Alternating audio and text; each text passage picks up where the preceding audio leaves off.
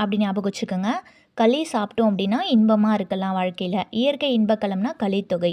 இயற்கை வாழ்வில்லம்னா திருக்குறள். நமக்கே தெரியும் இயற்கை வாழ்வில்லம் எதுனா திருக்குறள். இயற்கை இன்ப வாழ்வு நிலையங்கள், இயற்கை இன்ப வாழ்வு நிலையங்கள் எதுனா சிலப்பதிகாரம், மணிமேகலை. சரிங்களா? சிலப்பதிகாரம், மணிமேகலை படித்தோம் அப்படின்னா இயற்கையில் இன்ப வாழ்வு அடையலாம் அப்படின்னு ஞாபகம் வச்சுக்கோங்க. இயற்கை தவம் அப்படின்னா சீவக சிந்தாமணி. நம்ம வந்து தமிழில் சீவக சிந்தாமணி படிக்கிறதுக்கு தவம் பண்ணியிருக்கணும் அப்படின்னு ஞாபகம் வச்சுக்கோங்க. இயற்கை தவம்னா சீவக சிந்தாமணி.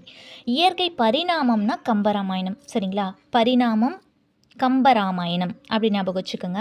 இயற்கை அன்புனா பெரிய புராணம். சரிங்களா? இயற்கை அன்புனா பெரிய புராணம். மற்றவர்கள் மீது நம்ம அன்பு செலுத்தலாம் பெரிய புராணம் படித்தோம்னா. இயற்கை இறையருள்னா தேவாரம், திருவாசகம், திருவாய்மொழிகள். சரிங்களா? இயற்கை இறையருள்னா தேவாரம், திருவாசகம், திருவாய்மொழிகள். இது மூணுமே வந்து பார்த்திங்கன்னா இயற்கை இறையருள்.